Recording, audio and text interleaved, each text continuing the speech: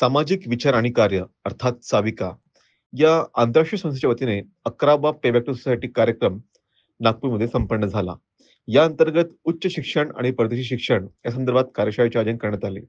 त्याशिवाय या समारोहामध्ये जे शैक्षणिक क्षेत्रामध्ये कार्य करत आहेत आणि जे या समाजातील उपेक्षित, वंचित बहुजन समाजातील जे विद्यार्थी आहेत, त्यांना शैक्षणिक पर सहाय्य सुद्धा करण्यात आले. साविका ही एक अशी संघटना आहे, ज्या माध्यमातून समाजाचा कोणताही घटक असो, त्या प्रत्येकाला शिक्षण मिळावे हा त्यांचा हेतू आहे आणि त्या अनुषंगाने दरवर्षी साविकाचे मेंबर्स एकत्र येतात. भारतातल्या विविध ठिकाणी ते एकत्र येतात. यावेळेस ते नागपूरला आले आणि त्यांनी हा एक दिमागदार सोहळा पार पाडला. बघूया हा सोहळा. तो जब हम ग्रेजुएट्स हुए और करियर के लिए स्ट्रगलिंग कर रहे थे, तो ये स्ट्रगलिंग करते समय और जॉब पर लगते समय ये भी चीज़ें ध्यान में आई कि हमारे अधिकतर जो साथी है, हम सब स्लम एरिया से निकले हुए हैं। बहुजन समाज मैक्सिमम वहीं से निकला है, स्लम से ही निकले हुए हैं हम लोग। कोयले की खदानों से हीरे निकले हुए हैं, वो है हम सब। कि बच्चों को शिक्षा के प्रति, अलग अलग जो करियर्स है उसके प्रति मार्गदर्शन तो करना है, जागरूक करना ही है, तैयार भी करना है, पर साथ ही साथ बुद्ध, फुले, शाहू, अंबेडकर इनके विचारों से बच्चों को परिचित कराना है। सिर्फ एक ये ट्रेडिशनल जो करियर्स है वही चेस नहीं करना है, तो और भी जो नए अवसर है उसके प्रति हमारे विद्यार्थियों को बताते रहना जरूरी है। म्हणजे एक वेळा जर माइंड त्याच्या एनलायटन झाला तर तो पुन्हा अंधारात जाऊ शकत नाही. म्हणून आपण महापुरुष वाचले पाहिजे, तर आपण गुलामीमध्ये जाणार नाही. अदरवाईज जे कॉर्पोरेटमध्ये काम करतात, अर्धे लोक त्याच्यामधले गुलामीमध्येच काम करतात. जेवढे GCC कंट्री आहेत, गल्फ कोऑर्डिनेशन कमिटी रिजन आहेत, जसे कतार असो किंवा सौदी अरेबिया असो किंवा तुमचा बहरीन असो, किंवा या लोकांनी हे साविका फॉर्म केलेली आहे. It is nothing but the AIM, Ambedkar international mission. शिक्षण असेल, आरोग्य असेल, सोयीसुविधा असेल, आपण याच्या जगामध्ये आलो. आज पण असे काही विद्यार्थी आहेत की ज्यांना कॉम्प्युटरचं किंवा इंटरनेट या सर्व गोष्टीपासून ते वंचित आहे. रूरल डेव्हलपमेंट सारखा कोर्स आहे, सस्टेनेबल लाईव्हलीहूड सारखा कोर्स आहे, त्याच्यानंतर सोशल एंटरप्रेन्योरशिप सारखा कोर्स आहे. तर हे जे कोर्सेस डेव्हलप केले गेलेले हे विशेषतः ग्रामीण भागासाठी डेव्हलप केले गेले. अष्टविनायक, 8 विनय, 8 विनयाचा निर्माता तथागत गौतम बुद्ध. आता अष्टांग, त्यालाच आपण काय म्हणतो, अष्टांग मार्ग. तर ज्योतिराव फुलेने एक शिक्षणाची व्याख्या सांगितलेली आणि ती शिक्षणाची व्याख्या अशी आहे: ज्या शिक्षणानं माणसाचा तर्कबुद्धी विकसित होतो ते खरं शिक्षण. जे मेमरी आम्ही लक्षात ठेवण्याचा प्रयत्न करतो ते लक्षात राहत नाही, आणि जी मेमरी आम्ही विसरायचा प्रयत्न करतो ते विसरत नाही. म्हणजे दिल्लीमध्ये 6 लाख रुपये खर्चून नेक्स्ट IASचा क्लास करता येईल तुम्हाला. तोच क्लास म्हणजे सेम क्लास, तेच मार्गदर्शन, नेक्स्ट IASचं मार्गदर्शन आंबेडकरवादी मिशन नांदेडमध्ये 6 लाख रुपयाचा खर्चाचा क्लास हा फक्त 15,000 रुपयावर आम्ही आणून ठेवलेला. मेरी क्युरी जे काही फेलोशिप असेल, युरोपियन युनियनची जी काही मेरी क्युरी फेलोशिप आहे, फार मोठी प्रतिष्ठेची ही फेलोशिप आहे. तर ती फेलोशिप ही मिशनचा विद्यार्थी डॉक्टर बालाजी घुले याला DSC साठी म्हणजे पोस्ट डॉकसाठी जे असेल तर ते मिळाले. बाबासाहेब आंबेडकर हे 1921 मध्ये लंडन स्कूल ऑफ इकॉनॉमिक्समधून जे असेल तर ते आले, म्हणजे DSC घेऊन. एक बरोबर 100 वर्षानंतर म्हणजे 2021 मध्ये पहिली मुलगी जी असेल तर ते लंडन स्कूल ऑफ इकॉनॉमिक्समध्ये आंबेडकरवादी मिशननं पाठवली. कारण तुम्ही ऐकलं असेल की बाबासाहेब आंबेडकरांची जयंती ही 18 तास अभ्यास करून साजरी केली पाहिजे, अशा पद्धतीची कन्सेप्ट जी असेल तर ते मी सुरुवात केलेली. जय भीम, नमो बुद्धाय. उपस्थित मान्यवर, माझा साविका परिवार आणि सर्व विद्यार्थी मित्र, समाजहितासाठी आपल्या आयुष्य पणाला लावलेल्या सर्वच महानायक व महानायिका यांना स्मरणात ठेवून आणि आपणही समाजाचे देणे लागतो या उद्देशाने आज दिनांक 27 जुलै 2025 रोजी साविका सामाजिक विचार मंच एवं कार्य तर्फे आयोजित शैक्षणिक आणि सामाजिक कार्यक्रमात मी प्रिया पाटील आपले सहर्ष स्वागत करीत आहे. नमो बुद्धाय, जय भीम. आकाशातील ग्रहतारे जर माझे भविष्य ठरवत असतील तर माझ्या मेंदूचा, माझ्या मनगटाचा काय उपयोग, असे ठणकावून विचारून समाजाची झोप उडवणाऱ्या महामानवाला म्हणजेच डॉक्टर बाबासाहेब आंबेडकरांना, तसेच व्यवस्था परिवर्तनासाठी ज्या ज्या महानायकांनी त्याग बलिदान दिलं त्या सर्वांना त्रिवार वंदन करून आजच्या साविका सामाजिक विचार एवं कार्य 11व्या पेबॅक टू सोसायटी कार्यक्रमात उपस्थित सर्व मान्यवरांचे मी स्वाती संतोष गोपनारायण आपले सहर्ष स्वागत करत आहे. सुस्वागतम सुस्वागतम सुस्वागतम. हे भीम सूर्या, तू उगवला नसता तर असंख्य पिढ्यांचा शेवट झाला असता. काळोखाच्या अंधारात तू उगवलास नवक्रांतीचे तेज घेऊन आणि दीपवली ही धरणी दुर्लक्षित सृष्टीला सजीव करण्यासाठी. Today, before we begin this inspiring program dedicated to giving back to our society, let us remember the foundational values of our great nation. The preamble of the Constitution of India reflect the soul of our democracy, justice, liberty, equality, and fraternity. It was Dr. Babasaheb Ambedkar, the chief architect of our Constitution, who gave us this powerful vision. Let us now rise and recite the preamble together, not just as a word, but as a pledge to uphold these values in our daily lives. म्हणजेच संविधानाचा गाभा असलेले आणि संविधानाची दिशा ठरविणारी प्रस्तावना जी सरकारला त्यांच्या जबाबदारीची आणि नागरिकांना हक्क व कर्तव्याची जाणीव करून देत असते. या प्रस्तावनेचे वाचन आपण सर्वांनी करूयात. We the people of India, having solemnly resolved to constitute India into a sovereign, socialist, secular, democratic republic, and to secure to all its citizens this 26th day of November 1949, to hereby adopt, enact, and give to ourselves this Constitution.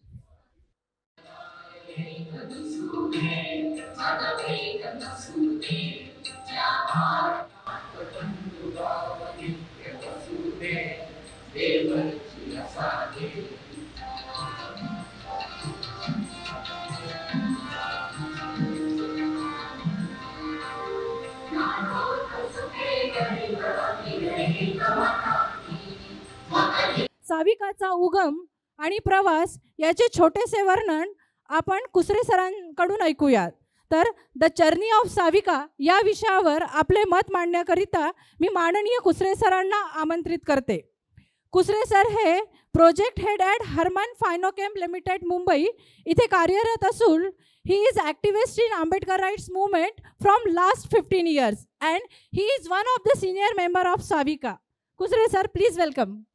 Cultivation of mind should be the ultimate aim of human existence. Doctor Babasaheb Ambedkar. शिक्षण हे वाघिणीचे दूध आहे आणि हे जो प्राशन करेल तो गुरगुरल्याशिवाय राहणार नाही. पण आज आपण बघतो आपले काही लोक एज्युकेशन घेतात, मोठ्या मोठ्या पदावर जातात, ते मोठ्या मोठ्या हाय राईज बिल्डिंगमध्ये राहतात, पण समाजाच्या प्रती त्यांचं दुर्लक्ष होते. याचं कारण काय की ते फक्त कॉलेज एज्युकेशन घेतलेलं असते आणि त्यांनी फक्त म्हशीचं दूध पिलेलं असते, वाघिणीचं दूध पिलेलं नाही. त्याच्यामुळे हे लोक नुसते पोटभरू जमात निर्माण होत आहे. तर त्याच्यासाठी बाबासाहेबांनी लोकांचे 2 कॅटेगरीमध्ये त्याचं विश्लेषण केलं आहे. पहिली कॅटेगरी जे लर्नेड आहे, दोज हू आर लर्नेड, आणि दुसरे लोक जे इंटेलेक्च्युअल आहे. आज आपण इथे बघतोय all the people came from various parts of the India and various parts of the world. हे सगळे लोक इथे जमा झाले. These people are actually intellectual आणि these people intellectual people can work for the society because त्यांच्यामध्ये एक morality निर्माण झालेली असते की whatever we have got out of struggle of the Babasaheb and other महापुरुष we have to give it to the society. आणि दुसरी गोष्ट, one philosopher sed that when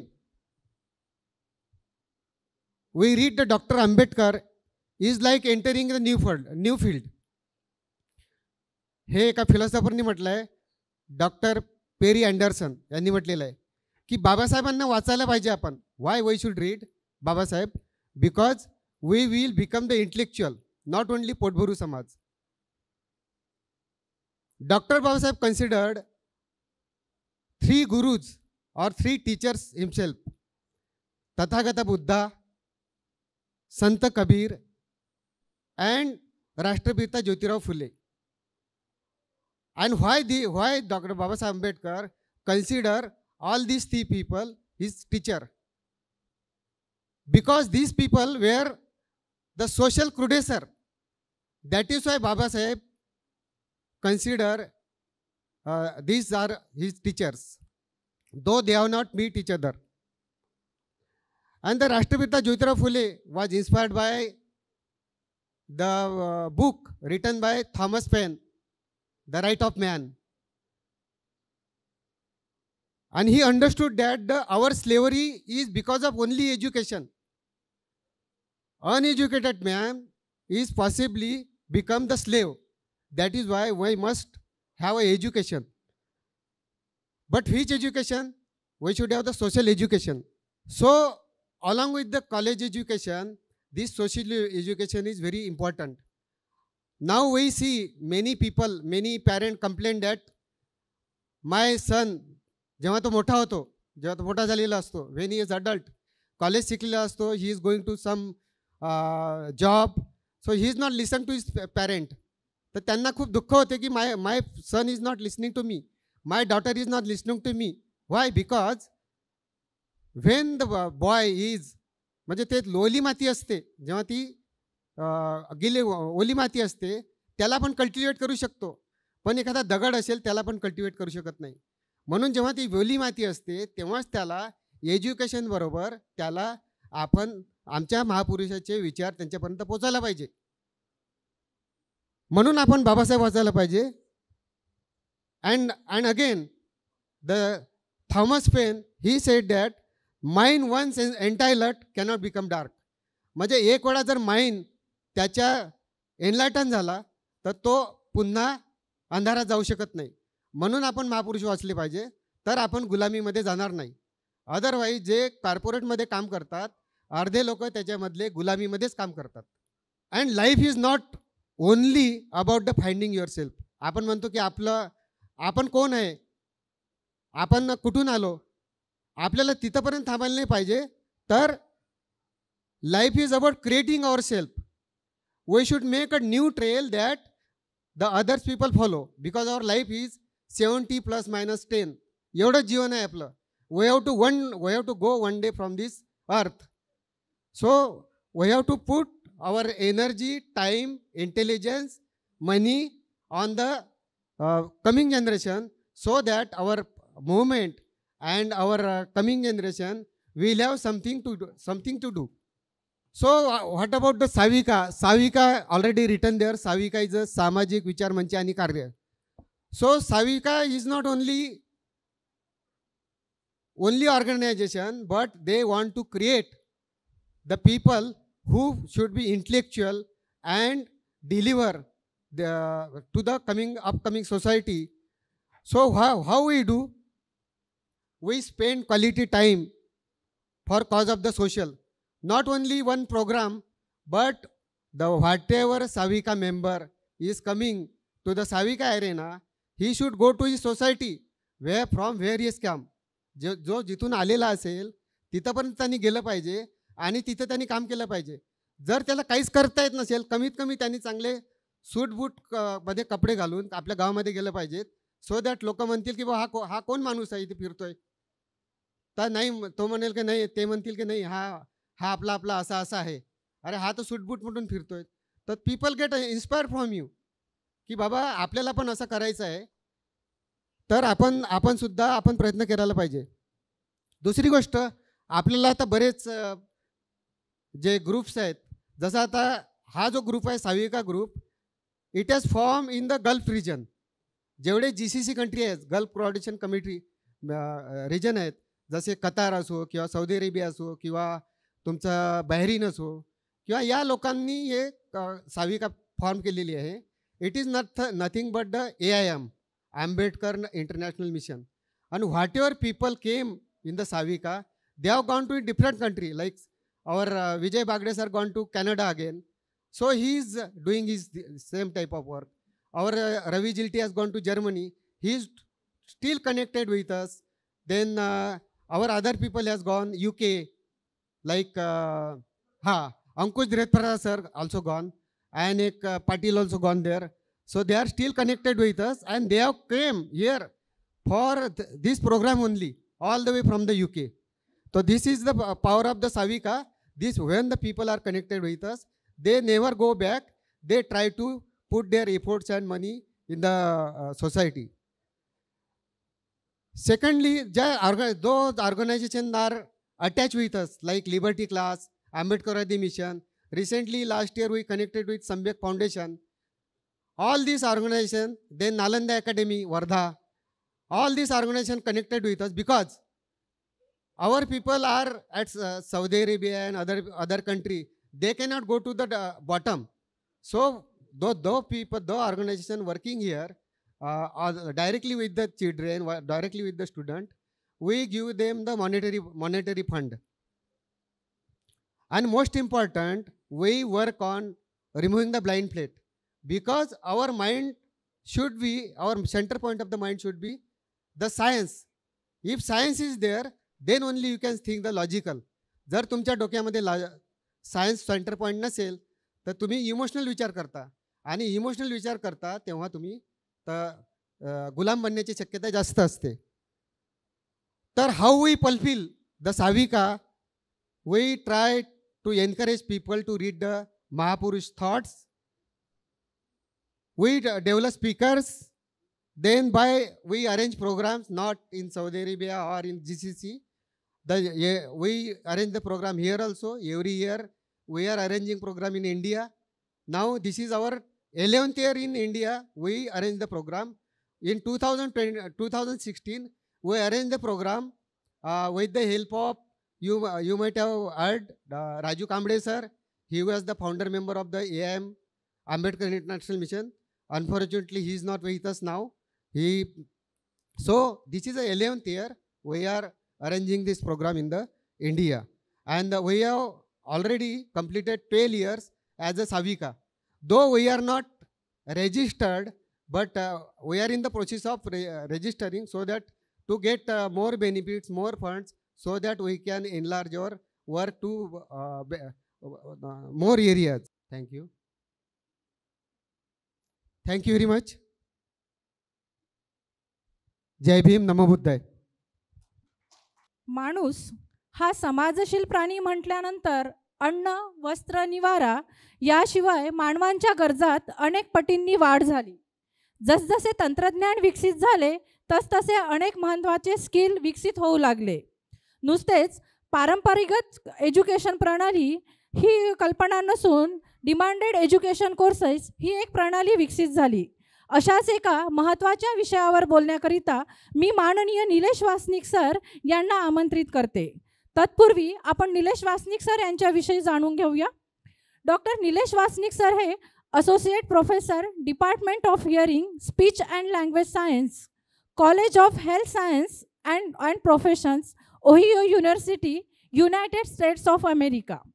With the 15 years of academic research and clinical experience in audiology, hearing science, and auditory health, Dr. Vasnik has established himself as a leading expert in field.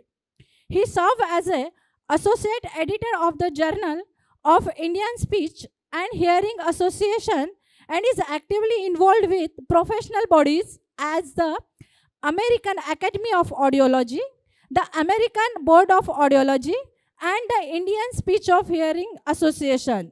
So give a big round of applause for the Nilesh Vasnik sir. Sir, please welcome. 2003ला मी PMT दिली.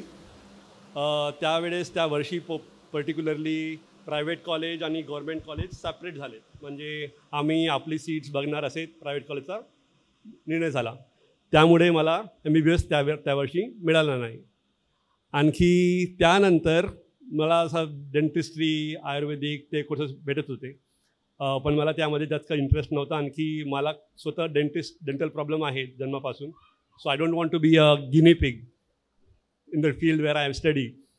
तर एक doctor आहेत अभय Mahakal सीताबर्डीमध्ये, cardiologist, आता retired आहे. तर माझे एक रिलेटिव्ह पिऊन होते त्यांच्या हॉस्पिटलमध्ये. तर त्यांच्याकडे गेलो मी करिअर ॲडवाईससाठी. तर तो म्हणाले मला की बघ, तू माझा रिलेटिव्ह नाही आहे, तर मी तुला काही वाईट ॲडवाईस देणार नाही. तर तो म्हणाले की तू माझा मुलगा असतं तर मी तुला ऑडिओलॉजी आणि स्पीच लँग्वेज पॅथॉलॉजी कोर्स करायला सांगितलं असतं, कारण की मला माहीत आहे त्याचा स्कोप खूप जास्त आहे. आणखी तुझा जो मित्र आहे ज्याला MBBS मिळाला, 6 वर्षानंतर तू कुठे असणार आणखी तो कुठे असणार तू बघशील, पण फक्त तू 6 वर्ष काढ बरोबर. तर आणखी तो म्हणाले की after masters you will have scope to go abroad. तर मी परत आलो घरी, आणखी सांगितलं आईला की मी डेंटिस्ट्री घेणार नाही, आयुर्वेदिक घेणार नाही, मी हा कोर्स घेतो. आणखी कोणाला हा कोर्सबद्दल माहीत नव्हता. तर मी जॉईन केलं, आणखी आज मी आहो इकडे. So that's my journey. Next slide please. Next slide. तर 3 इडियट्स मूवी 2010ला आली. आत्तापर्यंत इंडियन समाजामध्ये ते जे लव्ह अफेअर आहे इंजिनिअरिंग आणखी MBBS सोबत, तो संपला नाही आहे. सगळ्यांना इंजिनियर आणखी डॉक्टरच बनवायचं आहे. आणखी that mentality should go away, because there is a world beyond MBBS and engineering. And more over खूप सॅच्युरेशन झालेलं आहे फील्डमध्ये, MBBS, डेंटिस्ट्री, इंजिनिअरिंगमध्ये. And there are fields which are not known or less known. So our students or our community or the younger generation should target those areas where the chances are high, competition is less, and the scope is huge. So आजच्या प्रेझेंटेशनमध्ये मी माझा field audiology आणि speech language pathology, प्रॉस्थेटिक्स आणि orthotics, optometry, design, आणखी some other attractive career पाथवेजबद्दल बोलणार. So in India, there is a good thing. When you do bachelor's in audiology and speech language pathology, you can work as an audiologist and speech language pathologist after 4 years of education. So that is an advantage. In United States, after bachelor's, you can't work. You need to do master's to work as an audiologist or a speech language pathologist. So our structure of having an undergraduate program, and after undergraduation you can work as a professional audiologist and speech language pathologist, that's an advantage we have. So speech language pathologist काय करतात? So तुम्ही बघतात खूप मुलं तोतले बोलतात, stutter करतात, बहुत right. ज्यांना ऐकायचा त्रास असतो त्यांची स्पीच स्लोली डेव्हलप होते. आणखी तुम्ही ऐकलं असेल autism. It's a common disorder now. People are becoming more aware. So the children with autism, they need speech therapy to improve their speech and language development. तसंच एक डिसऑर्डर आहे ADHD, attention deficit hyper activity disorder. तर त्या मुलामध्ये अटेन्शनचा problem असतो. So through therapy we improve attention and we promote language and speech development. So as an speech language pathologist you can play a role in improving children's life or quality of life. And it's not, so I understand surgeons or doctors, they give you medicine and they treat you, right? But there are certain things which can't be treated by medicine or by surgery. The only option is rehabilitation. And as a speech language pathologist, you can be that rehabilitationist who can improve quality of life of thousands of children. So when I was working as a speech therapist, there were parents and they were grateful. ते म्हणत होते मला असं, ते बघतात की improvement झाली आहे, ते म्हणतात थँक्यू सो मच, तुमच्यामुळे आमच्या मुलांना बोलायला लागलं असं. So that feeling is very joyful, and you feel great that you contributed something meaningful and changed the life of a family. So not just children, पण लोक ज्यांना स्ट्रोक असतं, ते स्ट्रोकमुळे ते बोलू शकतात नाही. नंतर डिमेन्शिया ज्यांना विसरण्याची बिमारी असते. Even you can treat speech language deficit in older adults.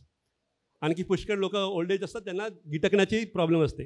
Even you can work as a swallowing specialist after doing speech therapy undergraduate programme. Next slide. Then role of audiologist. तर मी by profession I am an audiologist and hearing scientist. So audiologist आणखी ENT doctor ते वेगळे आहेत. ENT doctor surgery करतात, medicine देतात. Audiologist we test hearing. आम्ही hearing test करतो लहान मुलांचा, ओल्ड एज पॉप्युलेशनला. आणखी हिअरिंग लॉस आयडेंटिफाय केल्यानंतर we program hearing aid, we select hearing aid. Cochlear implant असतात एक डिव्हाइस, ते बाहेर तुम्ही बघितलं असेल, एक डिव्हाइस असते ते बाहेर असते, आणखी इलेक्ट्रोड आतमध्ये असते. So cochlear implant also we program and we give therapy after that surgery of cochlear implant. So as an audiologist, you can play a significant role in reducing the impact of hearing loss. So old age लोक असतात ज्यांना hearing loss असतं. Once after getting hearing aid, they will be more social, they will be more socially active, they will talk with people. आणखी असतं काय, आता माझ्या वडीलचं उदाहरण देतो मी. ते रेल्वेमध्ये होते, त्यांना ते ड्रायव्हर होते रेल्वेमध्ये, तर त्यांना नॉईज पॉल्युशन खूप जास्त झाला, आणखी त्यांना हिअरिंग लॉस झाला. So as an audiologist I can convince rest of the world, but I couldn't convince my own father. I gave him a hearing aid, पण तो हिअरिंग एड त्यांनी फक्त 15 मिनिट वापरला. आणखी ते नेहमीच डिनायल की मला हिअरिंग लॉस नाही आहे, मला ऐकायला येतो बरोबर. तर एक प्रॉब्लेम आहे की ज्यांना हिअरिंग लॉस आहे, आणखी if they are not treating that hearing loss, the chances of getting dementia, विसरण्याची बिमारी, increases by 5 times.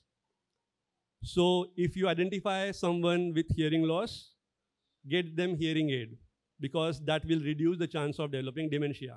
आता माझ्या वडिलांना डिमेन्शिया आहे, आणखी I feel it's because he didn't use hearing aid, आणि कोरोना पण झाला होता त्यांना, तर त्या तो पण एक फॅक्टर आहे.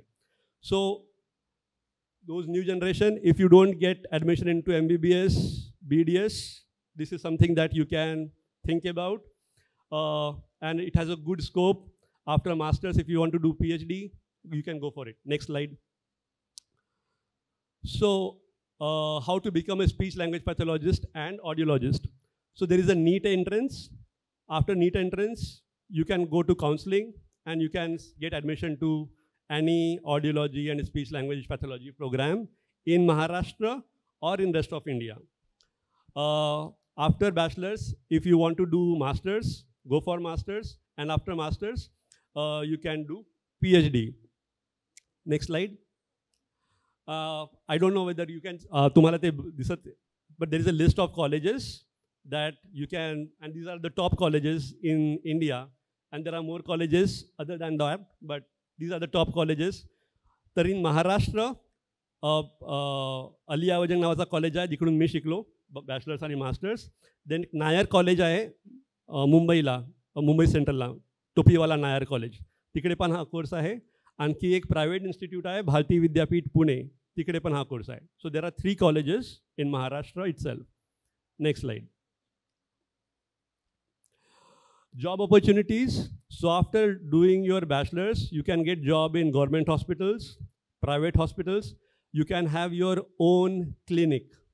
Private clinic तुम्ही स्वतःची उघडू शकता, and you can work independently as an audiologist and a speech language pathologist. आणखी you can work in a multinational companies like corporate clinics. You can work in a research institute and college or universities. Next slide. So that is about audiologist and speech language pathologist. Now I will talk about prosthetist and orthotist. तर हे काय असते, prosthetist आणि orthotist ते बनवतात नकली हात पाय, तर ज्यांचे हात नाही आहेत, पाय नाही आहेत. So this professionals they make artificial limbs, legs and other structures. आणखी because after losing your hand or leg, there is no surgery or treatment, right? So you need to rehabilitate them and you can make artificial hand, artificial limbs. And now with the advancement of artificial intelligence technology, you can include robotics also in it. So the scope is huge if you want to be a prosthetist and orthotist. मुंबईमध्ये फक्त महाराष्ट्रामध्ये फक्त एकच college आहे जे आहे हाजी अली जवळ AIPMR. तिकडे 5 सीट असतात फक्त 5 सीट. सो मुंबईच्या लोकांना माहीत असते ह्या कोर्सबद्दल. तर पुष्कळ लोक आहेत ज्यांना MBBS भेटतो पण ते घेतात हा कोर्स, कारण की हा कोर्स आहे फक्त 4 इयर्सचा. 4 इयर्स नंतर if you want to study abroad you can easily go abroad study with scholarship. आणखी ज्या वेळेस मी 2003ला होतो त्यावेळेस फक्त बॅचलर्स प्रोग्राम होता इंडियामध्ये, इवन मास्टर्स नव्हता. आता मास्टर्स पण सुरू झालेला आहे, आणखी काही युनिव्हर्सिटीज PhDs पण सुरू केली आहेत. पण स्कोप खूप छान आहे यामध्ये. आणखी so in as a professional you design artificial limbs, you counsel people who lose their limbs, and you actually test the how efficiently it works. Next slide. तर यामध्ये BPO course details, so you can do after 12th. If you have PCM or PCB you can join. It's a 4-year program, and the basic or average salary for this post profession is 5 lakhs per year, the starting salary. Okay, next slide. So you can work as a prosthetist or as an orthotist. So as a prosthetist you actually तुम्ही taste करतात, design करतात, आणखी major करतात how effectively तुमचे नकली पाय हात काम करतात. आणखी orthotist you work with the biomechanics of the artificial limb. आणखी you correct deformity, protect and support injury, आणखी reduce pain. So हा कोर्स पण खूप छान आहे, आणखी याचा स्कोप पण खूप जास्त आहे मुलांसाठी. Next slide. आणखी these are the courses. So those students who are interested in this PowerPoint, I can share that PowerPoint with you later. So don't worry if you don't miss the names. I will share that with you. शिक्षण म्हणजे केवळ पुस्तकी ज्ञान नाही, तर व्यक्तिमत्व घडवण्याची कला आहे. जग बदलायचं असेल तर भाषांची ओळख आणि संस्कृतीची समज असणे आवश्यक आहे. भाषा शिकणे म्हणजे दुसऱ्या जगात प्रवेश मिळवणे. आपण अशा व्यक्तिमत्वाला आमंत्रित करणार आहोत ज्यांनी शिक्षण क्षेत्रात नवनवीन संधी निर्माण करून विद्यार्थ्यांना सक्षम केलं आहे. ते लिबर्टी क्लासेस नागपूरचे संचालक माननीय रोशन जांभूळकर सर. माननीय रोशन जांभूळकर सर हे BE मेकॅनिकल आहेत. त्यांना 16 वर्षाचा अनुभव आहे. नोकरीसोबतच भारत आणि परदेशात सामाजिक आणि शैक्षणिक चळवळीत सक्रियपणे ते कार्यरत आहेत. About liberty classes, liberty classes payback to society mission चालवते. त्याचप्रमाणे empowering and uplifting marginalized and poor students. They are running free SSC, railway, banking classes, free Japanese language classes, free GRE IELTS classes, study centers. About result of Liberty classes, 800 plus students in railway, bank, insurance and central government jobs. 45 plus students are working in Japan. 19 plus students are working in India. So let's welcome Honorable Roshan Zambulkar sir with a big round of applause. Liberty classes ये एक social educational movement है जिसका उद्देश्य है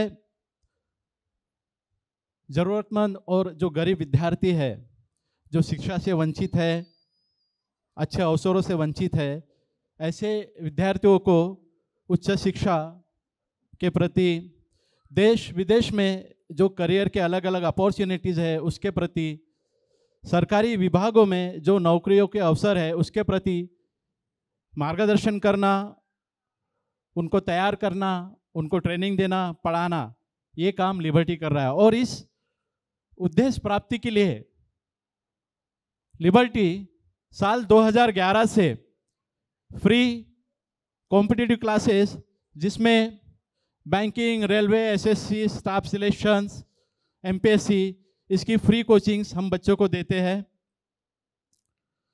free Japanese language हम बच्चों को पढ़ाते हैं. विदेशों में US, UK, ऑस्ट्रेलिया, ये जो बाहर जो बड़ी यूनिवर्सिटीज़ है वहाँ जाने के लिए जो एंट्रेंस एग्ज़ाम्स होती है, GRE, TOEFL, IELTS, इसके फ्री कोचिंग्स हम बच्चों को देते हैं। साथ ही साथ जहाँ विहार वहाँ लाइब्रेरी, स्टडी सेंटर, या इसको अभी हम अभ्यासिका भी कहते आ रहे हैं, ऐसे सेंटर्स हमने शुरू किए हैं। तो ये सब काम करते हुए लिबर्टी ने और एक जो मुख्य उद्देश्य रखा है कि बच्चों को शिक्षा के प्रति, अलग अलग जो करियर्स है उसके प्रति मार्गदर्शन तो करना है, जागरूक करना ही है, तैयार भी करना है, पर साथ ही साथ बुद्ध, फुले, शाहू, अंबेडकर, इनके विचारों से बच्चों को परिचित कराना है और बच्चों में सामाजिक उत्तरदायित्व निभाने की भावना बढ़ाना। ये भी एक मुख्य उद्देश्य लेकर लिबर्टी काम कर रहा है। साल 2011 लिबर्टी क्लासेस की शुरुआत हुई है नागपुर, नॉर्थ नागपुर से। नागसेन विद्यालय हमारा पहला सेंटर, डॉक्टर बाबा साहब अम्बेडकर मिशन हॉल, लश्करी बाग, ये हमारा मुख्य प्रोजेक्ट ऑफिस। शुरुआत हुई है। हर कार्य के पीछे कहीं ना कहीं एक प्रेरणा होती है, कहीं ना कहीं एक कारण होता है। तो जब हम ग्रेजुएट्स हुए और करियर के लिए स्ट्रगलिंग कर रहे थे, तो ये स्ट्रगलिंग करते समय और जॉब पर लगते समय ये भी चीज़ें ध्यान में आई कि हमारे अधिकतर जो साथी है, हम सब स्लम एरिया से निकले हुए हैं। बहुजन समाज मैक्सिमम वहीं से निकला है, स्लम से ही निकले हुए हैं हम लोग। कोयले की खदानों से हीरे निकले हुए हैं, वो है हम सब। तो हम जब पढ़ रहे थे, स्ट्रगलिंग कर रहे थे, ये चीज़ें ध्यान में आई कि हमारे और भी जो साथी है जो बीच में ही शिक्षा छोड़ दिए हैं, या कोई कोई विद्यार्थी मेरिट है, पढ़ाई में अच्छे हैं, पर मार्गदर्शन न होने की वजह से, करियर के प्रति ज़्यादा जागरूकता न होने की वजह से छोटे मोटे करियर में उन्होंने सैक्रिफाइस किया। ये सब चीज़ें हमारे ध्यान में आते गई, हमारे साथी छूटते गए। हम बच्चे देख रहे हैं हम लोग कि गलत चीज़ों में जा रहे हैं। तो ऐसे में क्या कर सकते हैं? तो हम अलग अलग क्षेत्रों में काम करने वाले कुछ साथी थे। हमारे साथी प्रशांत भेले, हमारे साथी परितोष सरदार है, हमारे साथी श्रीकांत हेरे खान, हमारे साथी प्रवीण वानखेड़े। ये सब हम जो कहीं ना कहीं हम खुद की भी पढ़ाई कर रहे थे और कोई प्राइवेट सेक्टर में जॉब कर रहे थे, पर विचार एक थे कि कुछ समाज के लिए करना चाहिए, तो क्या करें। वहीं से ही जो विचारों का आदान प्रदान हुआ और वहीं से ही एक कंसेप्ट आई कि नहीं, हम हमारे बच्चों के लिए कुछ एजुकेशनल प्रोग्राम्स रन करें, और जिसमें से शुरुआत हुई हमारी कॉम्पिटिटिव क्लासेस की। नॉर्थ नागपुर से क्लासेस हमने शुरुआत की, free classes, banking, railway, SSC, फिर जिसमें पुलिस भर्ती के भी, MPSC के भी क्लासेस। शुरुआत हुई फ्री क्लासेस और बड़े पैमाने पे शुरुआत हुई। बहुत अच्छा रिस्पांस मिला, 200, 250, 300 विद्यार्थी। और ये कारवा इतने जिस तेज़ी से शुरुआत हुई, उस तेज़ी से बच्चों के रिजल्ट्स भी आए, हमारा भी आत्मविश्वास बढ़ते गया। और देखते देखते देखते ये कारवा महाराष्ट्र के अन्य जिलों में भी फैल गया। मतलब नागपुर के बाद कामठी, भंडारा, साकोली, सोंदड, चंद्रपूर, यवतमाल, पुणे, मुंबई, खामगांव, बुल्ढाना, यहाँ तक हमारे सेंटर खुल गए। मतलब जो बच्चे तैयार हुए, जो बच्चे जॉब पर लगे और जिन्होंने ये कंसेप्ट समझी पे बैक टू सोसाइटी, वो बच्चे जहाँ जा गए उन्होंने इनिशिएटिव लेके इस तरह के सभी प्रोजेक्ट स्टार्ट किए। इसमें लिबर्टी की नींव रखने में जितना योगदान फाउंडर मेंबर्स का भी है, उतना ही उसको बढ़ाने के लिए और उसका विस्तार करने के लिए जो बच्चे तैयार हुए वहाँ से, लिबर्टी के प्लेटफॉर्म से, और वो जहाँ जहाँ गए वहाँ बाद उन्होंने जो सेंटर चालू किए, उनका भी बहुत बड़ा योगदान है। जैसे हमारे कामठी के बच्चे हैं, शुभम, बबलू, यशम, धम्मदीप, नागपुर के हमारे बच्चे हैं, आशीष, अखिलेश, जो यहाँ बैठे भी हैं हमारे साथ में, प्रवीण, राज्यवर्धन, प्रीतेश, संदीप, प्रवीण, ऐसे अनेक बच्चे हैं हमारे। लिस्ट काफ़ी बड़ी है। मैं उन सभी विद्यार्थियों का धन्यवाद करना चाहता हूँ जिन्होंने डायरेक्ट इनडायरेक्ट लिबर्टी को और बाबा साहेब के पे बैक टू सोसाइटी मूवमेंट बढ़ाने को योगदान दिया है। ये कार्य करते हुए आज लगभग 2011 से स्टार्ट हुआ, आज 2025 14-15 साल हो रहे हैं और इस 14-15 साल में हमारे 800 प्लस बच्चे सरकारी जॉब में कार्यरत है। कोई बैंकिंग में है, कोई रेलवे में है, कोई स्टाफ सिलेक्शन है, कोई सीजेएल है, कोई तलाठी, इस तरह के पोस्ट पर हमारे विद्यार्थी आज कार्यरत है। काम करते हुए हमें ये भी ध्यान में आया कि सिर्फ एक ये ट्रेडिशनल जो करियर्स है वही चेस नहीं करना है, तो और भी जो नए अवसर है उसके प्रति हमारे विद्यार्थियों को बताते रहना जरूरी है। समय समय पर हम नए नए करियर एक्सप्लोर करते रहते हैं, अपॉर्चुनिटीज एक्सप्लोर करते रहते हैं। तो उसी श्रृंखला में 2017 में हमने जापानीज क्लास की शुरुआत की। जापानीज क्लास इस नागपुर में इससे पहले भी भंते सुरेश साई इनके मार्गदर्शन में शुरू हुआ था, आज से 20-25 साल पहले उनका भी हमें मार्गदर्शन था। 2017 में लिबर्टी क्लास ने जापानीज क्लास की भी शुरुआत की। जब शुरुआत की उसमें भी बहुत से चैलेंजेस थे, नई भाषा, फिर जापान कैसे जाएंगे, फिर पेरेंट्स की भी कंप्लेंट, बहुत सारा क्रिटिसिज्म, ये पॉसिबल नहीं होगा, कैसे भेजेंगे, क्या करेंगे। पर हमारी प्रेरणा है बाबा साहेब, हमारी प्रेरणा है फुले साहब। तो अगर एक कोई काम हाथ में लिए है तो उसको कंप्लीट करके ही हम रुकते हैं। शुरुआत की है 2017, 18 और 19 में हमारे पहला रिजल्ट आया जापानीज का और हमारे पहले ही प्लेसमेंट जो है लगभग हमारे 12 बच्चे जापान में प्लेस हुए हैं। ये बहुत बड़ा अचीवमेंट था हमारे लिए, बहुत बड़ा अचीवमेंट था। हमें कोई ऐसा कोई बैकअप नहीं मिला, हमें किताबें भी कलेक्ट करने में बहुत दिक्कतें गए। तो पहला जो फॉरेन लैंग्वेजेस जो क्लास था जापानीज का वो हमने स्टार्ट किया। 2019 में पहली बैच गई हमारे 12 और फिर वहाँ से सिलसिला चालू हुआ। फिर इतना ज़बरदस्त सिलसिला चालू हुआ कि लगभग 2024 तक हमारे 80 बच्चे जापान पहुँच गए और उससे ही ज़्यादा संख्या में 100 प्लस बच्चे हमारे आज इंडिया में जापानीज कंपनियों में काम कर रहे हैं। तो हर साल हमारे लगभग 15, 20, 25 बच्चे लैंग्वेज पढ़ के जा रहे हैं। अभी ये लैंग्वेज जो है फॉरेन लैंग्वेज जापानीज, इसमें सबसे अच्छी बात ये लगी है मिनिमम क्राइटेरिया, आप किसी भी विषय में ग्रेजुएशन उनको चाहिए, उनके requirement you must be the graduate. मतलब 2 तरह के जॉब है, white collar job, blue collar jobs. तो व्हाइट कॉलर जॉब जो मतलब हाईली प्रोफेशनल जॉब जो होते हैं तो उसके लिए मिनिमम रिक्वायरमेंट है you must B graduate from any discipline, art, commerce, science, engineering, MBBS। और उसके बाद रिक्वायरमेंट है लैंग्वेज, आपको लैंग्वेज आनी चाहिए।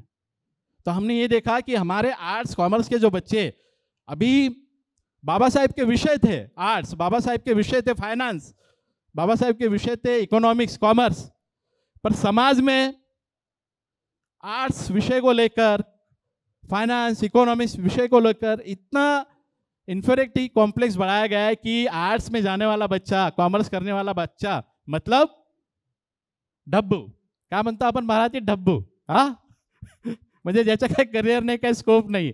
और आर्ट्स में जाने वाले, खासकर मुझे बाहर का तो पता नहीं, पर हमारे यहाँ नागपुर में वो है ही कि भैया ये आर्ट्स में जा रहा है, मतलब जो 2nd डिवीजन में पास होता है, 3rd डिवीजन में पास होता है, ऐसा बच्चे आर्ट्स में जाते हैं, ऐसा बच्चे कॉमर्स में जाते हैं। यही सोच बनी हुई है। और हमारे बच्चे, उनका फिर जो जोश है, जो ऊर्जा है, जो करियर के जो सपने हैं बच्चों के, वही खत्म हो जाते हैं।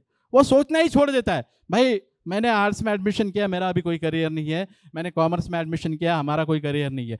तो ये फॉरेन लैंग्वेज का हमारा मुख्य उद्देश्य वही था सर कि जो ट्रेडिशनल कोर्सेज है, इंजीनियरिंग, MBBS और बाकी जो टॉप मोस्ट यूनिवर्सिटीज़ में जो बच्चे पहुंच जाते हैं वो तो आगे बढ़ते ही है, पर ये आर्ट्स कॉमर्स वाले जो 2nd डिवीज़न, 3rd डिवीज़न या जो ग्रेजुएशन 4-4, 5-5, 6-6 साल ले रहे हैं करने में, ऐसे बच्चे हमारे खासकर टारगेट थे। इनको हमने हमारे फॉरेन लैंग्वेजेस क्लासेस में लाया।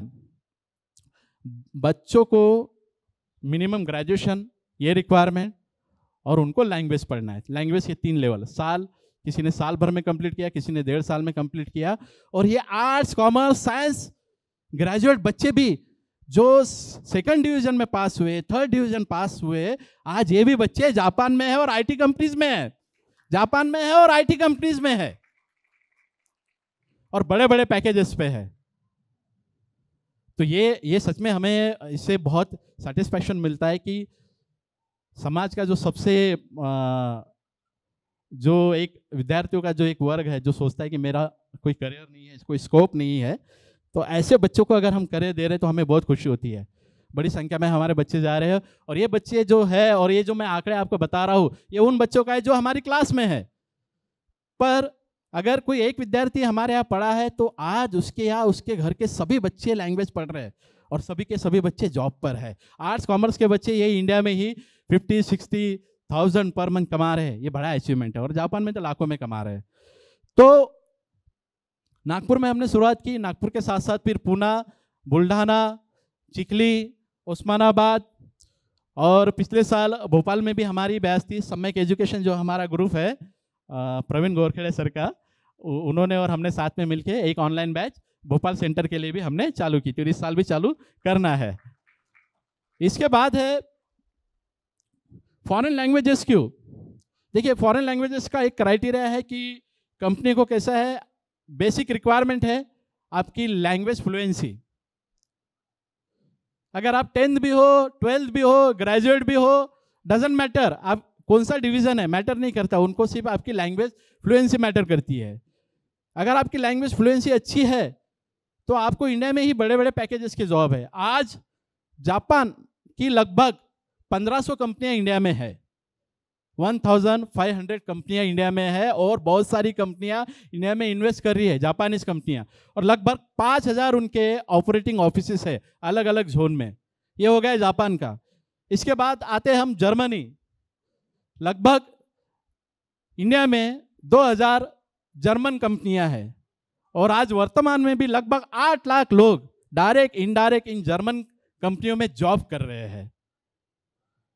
तो जापानीज, जर्मन लैंग्वेज, उसी तरह से और एक करियर है आपके लिए चाइनीज लैंग्वेज। हम सभी जानते हैं हमें देशभक्ति का बहुत डोज दिया जाता है ना, मेड इन मतलब चाइना का प्रोडक्ट नहीं चाहिए, बॉयकॉट करो, ये करो, वो करो। और हम सभी जानते हैं कि हमारे शूज से लेके, पेन से लेके, कंघे से लेके, चश्मे से लेके, ये सभी चाइनीज प्रोडक्ट है। आप जो घर में कंप्यूटर यूज़ कर रहे हो वो भी चाइनीज़ है, मोबाइल जो यूज़ कर रहे हो वो भी चाइनीज़ है। तो कैसा है, देशभक्ति सिर्फ हम लोगों के लिए कि चाइना का बहिष्कार करो, पर ये बताने वाले जो लोग हैं उनके बच्चे लैंग्वेजेस पढ़ रहे हैं और बड़ी बड़ी चाइनीज़ कंपनियों में जॉब कर रहे हैं, वो चाइना में जा रहे हैं। चाइना की जो लैंग्वेज है मैंड्रिन, वो चाइना, हांगकांग, सिंगापुर यहाँ की ऑफिशियल लैंग्वेज है वो। फिर मलेशिया, थाईलैंड, इंडोनेशिया, ऐसे अनेक कंट्रियों में अगर आप लैंग्वेज पढ़ते हो चाइनीज़, तो इन सभी बड़ी कंट्रीज में आपको जॉब्स की ढेर सारे अपॉर्चुनिटीज़ है। पर हमारे लोग क्या सोचते हैं, अरे चाइना, अब ये एक अलग ही वो नेगेटिव थॉट्स फैलाया गया है, चाइना का डिग्रेड जो मतलब क्या प्रोडक्ट है, सर्विस बराबर नहीं है, इस तरह का। पर मैं आपको बता दूं कि अगर हम वो एप्पल मोबाइल भी यूज़ करते हैं तो एप्पल मोबाइल की बहुत सारी असेंबली चाइना में होती है। हमारे देश के जितने भी बड़े बड़े व्हीकल्स है उसके जो इंजन्स आते हैं चाइना से आते हैं, लैपटॉप के जो सब एसेसरीज आते हैं चाइना से आते हैं, आपके हाथ में जो मोबाइल है वो सब चाइना का ही है, और सब ये ए ग्रेड प्रोडक्ट्स है। तो मैं कहना ये चाह रहा हूँ कि ये भी एक लैंग्वेज का ऑप्शन है जो आप पढ़कर अपने लिए बहुत सारी ढेरों करियर अपॉर्चुनिटीज क्रिएट कर सकते हैं।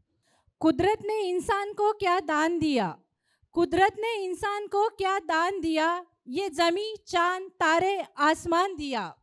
पर कुदरत से बड़ा दानी मेरा भीम है, कुदरत से बड़ा दानी मेरा भीम है, क्योंकि मेरे भीम ने बहुजनों को जीवन दान दिया, जीवन दान दिया। माननीय आकाश मोडक सर विविध फेलोशिप प्रकल्प, संशोधन, मेंटरशिप कार्यक्रम आणि धोरण स्तरावरील हस्तक्षेपाच्या माध्यमातून सामाजिक न्यायासाठी प्रयत्नशील आहेत। विद्यार्थ्यांच्या भवितव्यासाठी सतत प्रयत्नशील असलेल्या माननीय आकाश मोडक सरांचा आपण जोरदार टाळ्यांनी स्वागत करूयात। तर एकलवीची सुरुवात जी आहे ती 2017 पासून यवतमाळ या छोट्या शहरापासून झालेली आहे।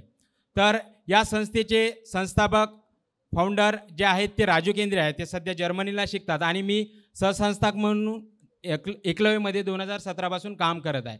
वास्तविकता ही संस्था एक स्टुडंट मूवमेंट म्हणून उदयास आलेली आणि 2019मध्ये याचं इन्स्टिट्यूट म्हणून रूपांतर करण्यात आलं.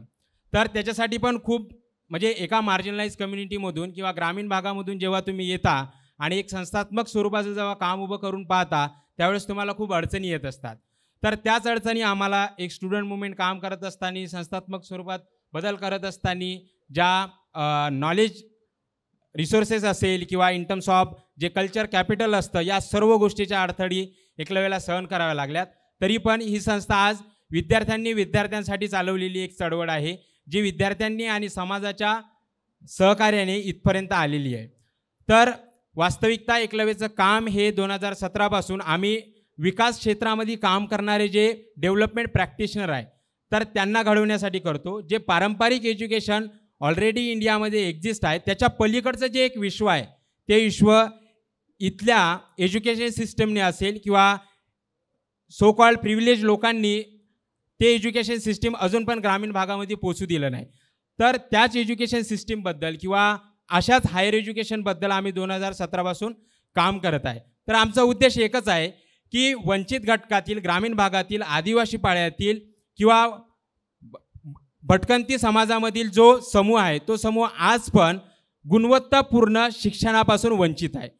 ज्या शिक्षणाची आपण सराहना करतो, जसं की Tata institute of social science असेल, अजिम प्रेमजी युनिव्हर्सिटी असेल, IIT असेल, या इन्स्टिट्यूटचं नाव आज पण ग्रामीण भागातील विद्यार्थ्यांना माहीत नाही. आज पण ग्रामीण भागामधील क्वचित माझ्यासारखा एक विद्यार्थी जो आहे तो दिल्लीला शिकतो किंवा दिल्लीमधून शिकून मग कुठेतरी IIMमध्ये जातो आणि हे सर्व करत असताना त्याच्यामागे खूप वेगळा स्ट्रगल आहे. तर तो स्ट्रगल काय आहे, त्या स्वरूपाचं जे काम आहे तर त्या स्वरूपाचं काम आम्ही उभं करण्याचा प्रयत्न केलेला आहे. तर 2017मध्ये आम्ही यवतमाळमध्ये मास्टर पोस्ट ग्रॅज्युएशन प्रोग्राम आम्ही रन केला. तर तो प्रोग्राम रन करण्याचं रिझन काय होतं की जे एकलव्यचे फाउंडर आहे ते सर्वप्रथम पुण्यात शिकायला गेले होते आणि पुण्यात शिकायला गेल्याच्या नंतर तिथं ते पण एक ग्रामीण भागामधून येतात. तर अंडर ग्रॅज्युएशनमध्ये ज्यावेळेस तिथे शिकायला गेले तर शिकायला गेल्या असल्याच्या नंतर तिथं कुठल्याही पद्धतीचा मॉरल सपोर्ट नव्हता.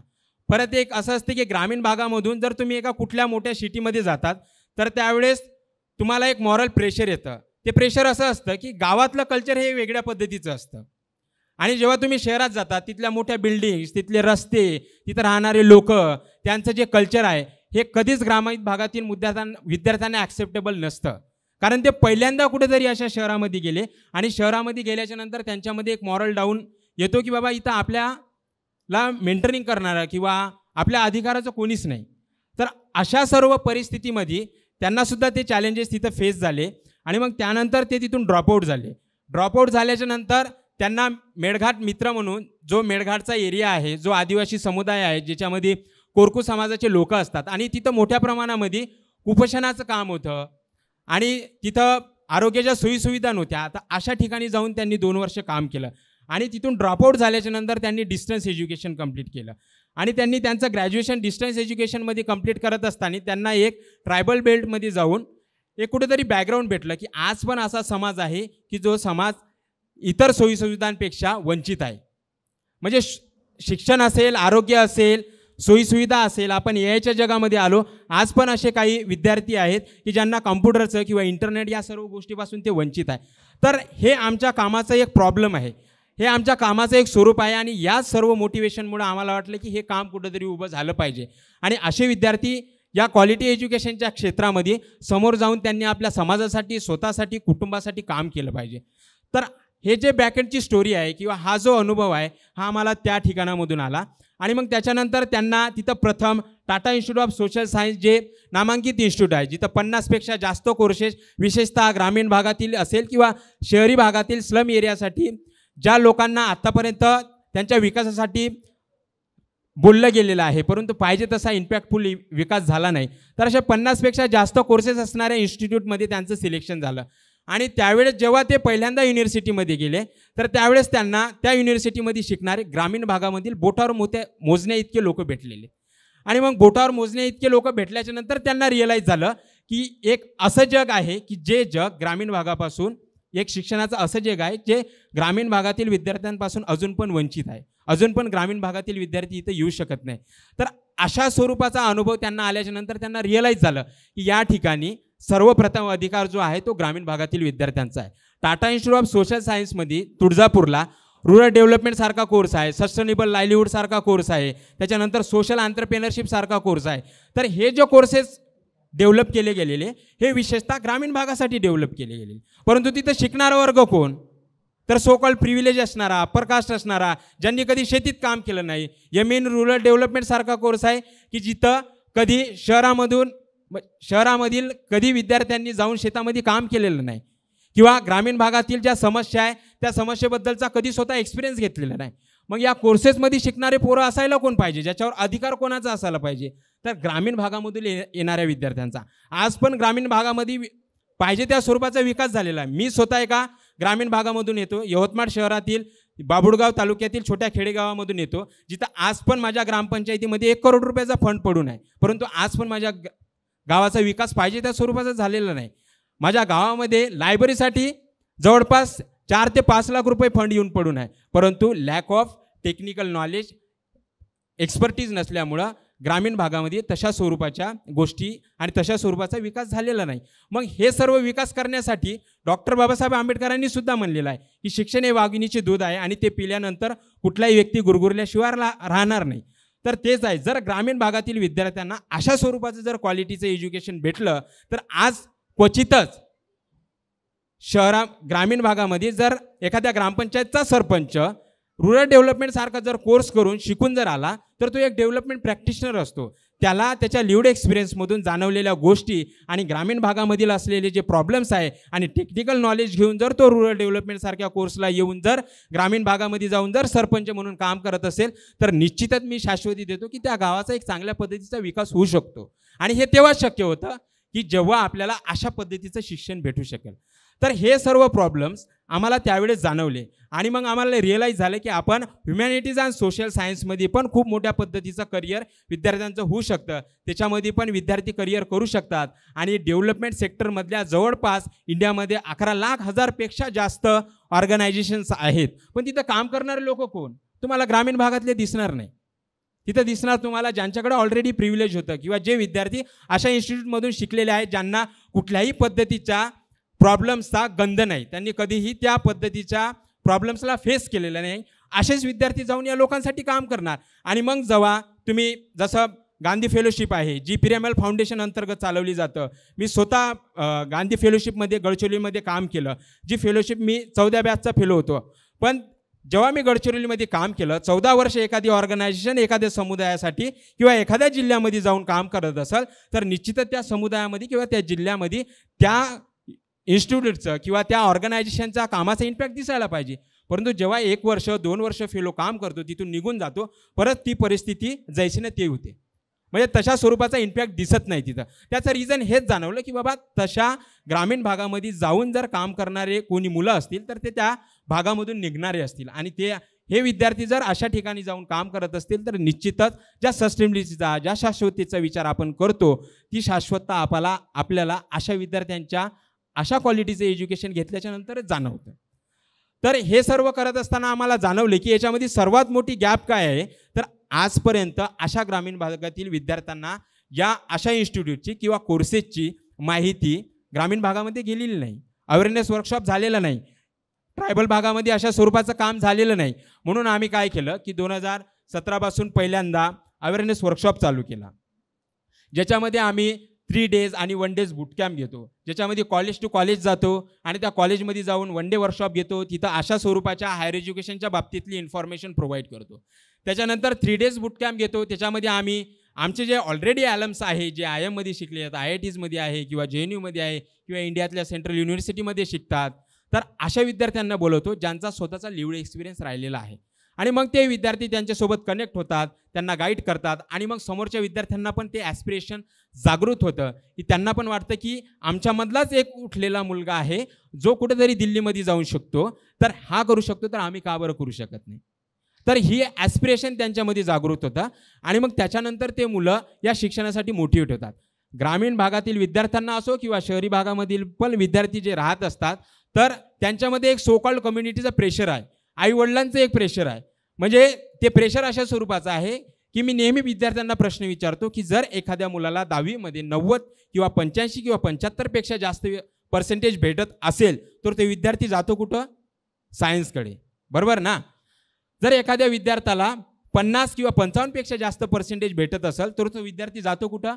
आर्टकडे. आणि जर एखादी विद्यार्थी 50 आणि 85च्या मधामध्ये जर त्याला 60, 65, 70पर्यंत पर्सेंट भेटत असेल तो विद्यार्थी जातो कुठं? कॉमर्सकडे.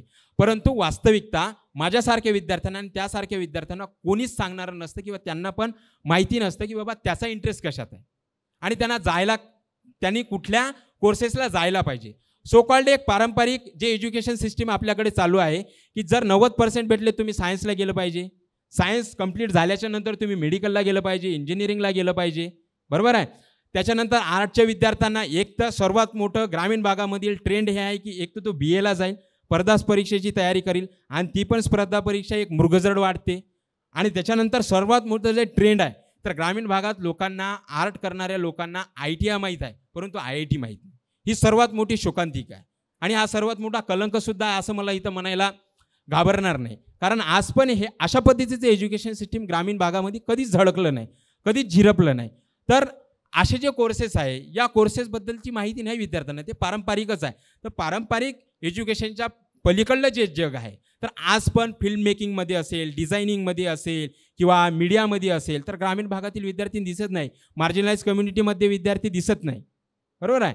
तर किंवा IIT मध्ये पण असेल किंवा पब्लिक पॉलिसीसारखा कोर्स आहे यासारख्या कोर्सेसमध्ये तुम्हाला मार्जिनलाइज कम्युनिटीमधल्या लोकांचं रिप्रेझेंटेशन खूप कमी प्रमाणामध्ये दिसतं.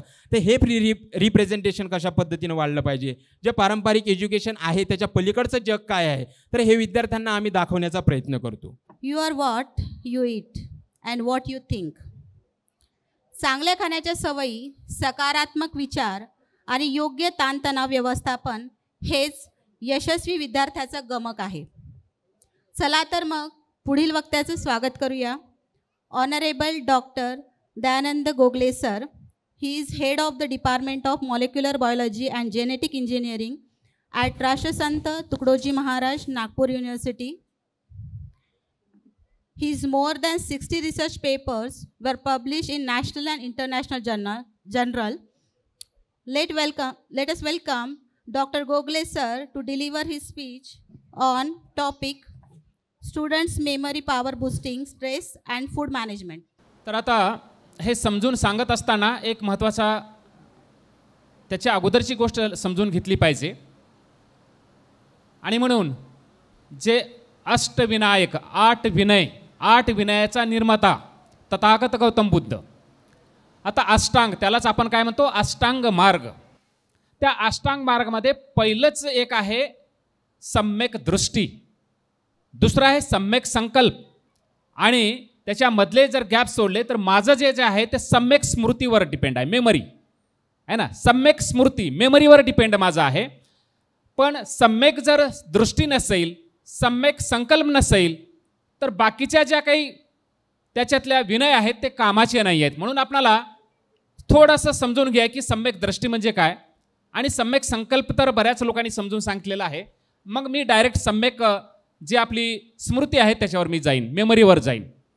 आता सम्यक संकल्प समजून सांगत असताना, त्याच्या अगोदरचा सम्यक दृष्टी समजून सांगत असताना एक महत्त्वाचं एक्झाम्पल मी देऊ इच्छितो. काही लोकांना इथं माहीत आहे पण तरी पण बरेच नवीन लोक आहेत त्यासाठी मी समजून सांगण्याचा प्रयत्न करतोय. डॉक्टर बाबासाहेब आंबेडकरांनी जवळपास 18 डिग्री आपण घेतल्या असं म्हणतो. म्हणजे शिक्षणातले सर्वात जास्त डिग्र्या डॉक्टर बाबासाहेब आंबेडकरांकडे आहेत. आणि डॉक्टर बाबासाहेब आंबेडकरांनी गुरु कुणाला मानलेला आहे? राष्ट्रपिता ज्योतिराव फुले, संत कबीर आणि तथागत गौतम बुद्ध. आता आपण स्टेप बाय स्टेप जाऊया. डॉक्टर बाबासाहेब आंबेडकरांकडे किती डिग्री आहेत? 18 डिग्री आहेत. आणि राष्ट्रपिता ज्योतिराव फुलेंकडे ह्या भाषेमध्ये त्यांच्याकडे डिग्री कमी आहे आणि तरी बाबासाहेबांनी त्यांना गुरु मानलं. याचा अर्थ शिक्षणाची काहीतरी वेगळी व्याख्या आहे. सम्यक दृष्टी शिक्षणाची काहीतरी एक वेगळी व्याख्या आणि ती व्याख्या आपण तिथं समजून घेतली पाहिजे. आणि ती व्याख्या अशी आहे, कारण का याच्यावरून उदाहरण तुमच्या लक्षात येतं. किंवा आता मी MSc PhD आहे, ज्या विद्यापीठामध्ये मी शिकतो त्या विद्यापीठाचं नाव राष्ट्रसंत तुकडोजी महाराज आहेत. त्यांचं माझ्या आपल्या शिक्षणाच्या भाषेमध्ये त्यांच्याकडे डिग्र्या नव्हत्या, पण ते सुद्धा मला वंदनीय आहेत. आणि म्हणून शिक्षणाची वेगळी व्याख्या काय ते आपण समजून घेऊया. ते राष्ट्रसंत तुकडोजी महाराज असतील, आणखीन वेगळे जे महापुरुष असतील, तर ज्योतिराव फुलेने एक शिक्षणाची व्याख्या सांगितलेली आहे. आणि ती शिक्षणाची व्याख्या अशी आहे, ज्या शिक्षणानं माणसाचा तर्कबुद्धी विकसित होतो ते खरं शिक्षण. ज्या शिक्षणानं माणसाला खरं आणि खोटं, सत्य आणि असत्य याच्यातला फरक कळतो ते खरं शिक्षण. आणि ज्या शिक्षणानं माणसाला खऱ्याला खरं आणि खोट्याला खोटं म्हणण्याची हिंमत येते ते खरं शिक्षण. म्हणजेच ज्योतिराव फुले समजून सांगण्याचा प्रयत्न करत आहेत, ज्या शिक्षणानं माणसाचा तर्कबुद्धी विकसित होतो, ज्यांचा तर्कबुद्धी विकसित होतो त्यांना खरं आणि खोटं याच्यातला फरक कळतो. आणि ज्यांना खरं आणि खोटं याच्यातला फरक कळतो त्याच बुद्धीला आपण काय म्हणतो, सम्यक बुद्धी आपण म्हणतो, सम्यक दृष्टी आपण म्हणतो. आणि हे सम्यक दृष्टी जी आहे, ह्या सम्यक दृष्टीनंतर माणसाला पुढे जाण्यासाठी आता जेवढे आपण पाहिले, सगळ्यांचे एक्झाम्पल पाहिले, लाखो मुलं शिकतात, हजारो मुलं त्याच्यातून पास होतात की जे काही असतील, पण त्याच्यातले काही मुठभर मुलं सक्सेस होतात. त्याचं कारण काय? कारण का जे सक्सेस होतात त्यांच्याकडे एक महत्त्वाची गोष्ट असते, म्हणजे ते म्हणजे सम्यक संकल्प. त्यांच्याकडे संकल्प असतो की मला काय बनायचं आहे, काय करायचं आहे, आणि तेव्हाच त्या शक्तीचा उपयोग करायचा प्रयत्न करतात. आणि म्हणून आता हे जरी दोन उदाहरणं असले आणि हे जरी लक्षात आलं असलं की सम्यक जे दृष्टी आहे म्हणजेच त्याला योग्य शिक्षण आपण म्हणतो, खरं शिक्षण आपण म्हणतो. आणि खरं शिक्षण हे तर्कशक्तीच्या रिलेटेड आहे. जेवढा तर्क बुद्धीचा विकास तेवढं काय आहे, तेवढा तो जास्त शिकलेला. आणि म्हणून राष्ट्रसंताचं एक तुम्हाला एक गीत आता आपण सगळ्यांनी विद्यापीठ गीत तुम्ही इथं म्हणलेलं आहे किंवा ऐकलेलं आहे. आणि राष्ट्रसंत सुद्धा एक तर्काच्या आधारावर बोलतात. काय बोलतात? माझ्यासारखे शिकलेलं, तुमच्यासारखे शिकलेले मुलं है ना, नवस करतात मुलगा व्हावा किंवा मुलगी व्हावं म्हणून, किंवा मार्केटमध्ये जातात, देवाला खरेदी करतात आणि देवाला विकायला काही लोक ठेवलेले असतात. तेव्हा राष्ट्रसंत तुकडोजी महाराज म्हणतात है ना, लाकडाचा देव त्याला आगीचा भेव, मातीचा देव त्याला पाण्याचा भेव, सोन्या चांदीचा देव त्याला चोराचा भेव, देव आशानं पावायचा नाही रे आणि देव बाजारचा भाजीपाला नाही रे. हे तर्क आहे त्यांचं. हे काही विकण्याची आणि खरेदी करण्याची काही गोष्ट नाही असं ते सांगतात. आणि आमच्यासारखे शिकलेल्या लोकांना जर ते कळत नसेल तर हे खरं शिक्षण नाही आहे. तर्क शक्तीच्या रिलेटेड हा महत्त्वाचा सिद्धांत आहे. आणि म्हणून आपण दुसरा घेऊया, संकल्प झालं. आणि आता माझा महत्त्वाचा जो आहे ते सम्यक स्मृती है ना. आता स्मृती म्हणजेच मेमरी, स्मृतीच म्हणजेच काय, मेमरी. आता तुम्ही आम्ही जर सगळ्यांनी जर विचार केला, बुद्ध काय म्हणतात, आपल्या डोक्यामध्ये कोणती स्मृती असली पाहिजे, चांगलीच स्मृती असली पाहिजे, चांगली मेमरी आमच्या डोक्यामध्ये असली पाहिजे. आणि जर अनालिसिस केलं तर आमच्या डोक्यामध्ये निगेटिव्ह मेमरी जास्त आहे, स्ट्रेसवाली मेमरी आमच्या डोक्यात जास्त आहे. आमच्या डोक्याचं जर अनालिसिस केलं 90% मेमरी आम्ही स्टोअर करतो. त्यांनी मला CV दिली, त्यांनी असं म्हणलं, त्याचा मला बदला घ्यायचा आहे, त्यांनी असं केलं, त्यांनी मला असं म्हणलं आहे ना, किंवा बऱ्याच ज्या गोष्टी स्ट्रेसवाल्या गोष्टी आहेत त्या आमच्या डोक्यामध्ये राहतात.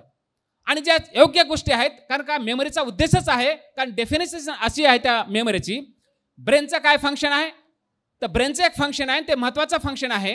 आणि ते म्हणजे हे फंक्शन आहे काय, की collect the information, analyze the information, and those information is useful in future store है ना, in the form of memory.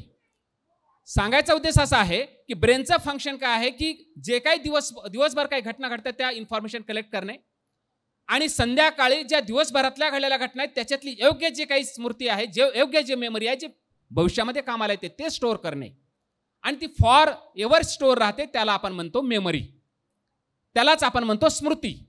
आणि ही जी मेमरी आहे ती आपल्याला समजून घ्यायचं आहे. नेक्स्ट, आता थोडंसं कम्प्युटरचं आणि आपल्या ब्रेनचं थोडंसं आपण इथं अनालिसिस केलेलं आहे, की ब्रेनच्या मेमरीमध्ये आपला जो माणसाचा मेमरी आहे तो ब्रेन आहे, त्याच्यामधला मेमरी आणि कम्प्युटरचा मेमरी याच्यातला फरक काय समजून सांगण्यासाठी आता तिथं लिहिलेलं आहे की प्रोसेसिंग जी आहे, कम्प्युटरची प्रोसेसिंग पाहायला असाल, कम्प्युटरची जी प्रोसेसिंग आहे ती सिक्वेन्शियल आहे. आताच मी ते पेनड्राईव्ह दिला, त्यांनी त्याच्यामध्ये पेनड्राईव्ह टाकला, ते फोल्डर ओपन केलं, फोल्डर केल्यानंतर माझं PPT ओपन केलं, म्हणजे एकानंतर एक आहे. पण आमची जी मेमरी आहे, आमचं जे ब्रेन आहे, ते ब्रेन कॉम्प्युटरसारखं काम करत नाही, त्याची आहे डायरेक्ट पॅरलल आहे. आता उदाहरणार्थ एखाद्याला मी प्रश्न विचारला की वाघ कसा दिसतो, तर तो मुलगा उठून असं मला म्हणू शकत नाही, सर थांबा मी माझ्या डोक्यातली जंगलाची फाईल ओपन करतो आणि मग खुंकार ॲनिमलची फाईल ओपन करतो आणि मग टायगर कसा दिसतो ते सांगतो, असं तो म्हणू शकत नाही. तो डायरेक्ट म्हणतो टायगर कसा. आणि ही आपल्या ब्रेनची ब्युटी आहे, ही आपल्या ब्रेनची ब्युटी आहे की मेमरी आपण डायरेक्ट ॲक्सेस करू शकतो, जे कॉम्प्युटर करू शकत नाही आहे, त्याला सिक्वेन्शियल जावं लागतं. नेक्स्ट, आता दुसरा महत्त्वाचा सिद्धांत आहे की हे आमची मेमरी स्टोअर होण्यासाठी आमच्या ब्रेनचे कोणते भाग कामाचे आहेत. आणि 2 पार्ट महत्त्वाचे आहेत, त्याला म्हणतो आपण अमायिकदल आणि दुसरं आहे हिप्पोकॅम्पस. आता अमायिकदल जे तिथं लिहिलेलं दिसत आहे त्याचं काम काय? अमायिकदलचं काम असं आहे की जे काही मेमरी आमच्या ब्रेनमध्ये स्टोअर होत असते ते स्टोअर होत असताना त्यावेळेस आमची मानसिक स्थिती कशी आहे, इमोशनल कंडिशन कशी आहे, चांगली आहे का वाईट आहे, सुखद आहे का दुःखद आहे, ती मेमरी त्याला अटॅच होते. क्रिएट द इमोशन, याचं काम काय आहे? To create the emotion. Amygdala जर आपल्याला इमोशन क्रिएट करत असेल आणि इमोशनचा आणि मेमरीचे काही रिलेशन आहे का असा तुमचा जर प्रश्न असेल तर नक्कीच मी सांगेन हा. कारण का बेटर द इमोशन ग्रेट आहे ना, greater the emotion better the memory. याच्यामध्ये कसं सांगता येईल, याचं डेफिनेशन सांगता येईल, greater the emotion better the memory असं त्याचं सांगता येईल. का?